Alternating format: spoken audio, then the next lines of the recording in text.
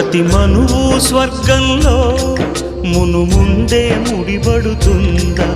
ఆ మాటే నిజమైతే ఈ చట్టం విడగొడుతుందా?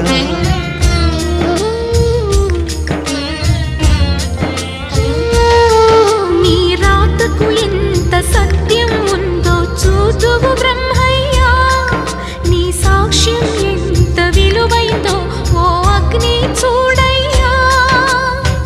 నువ్వు రామా అరుంధతి, ఇదే నీ దర్శన ఫలమైతే ఎటైనా దాగిపోవమ్మా.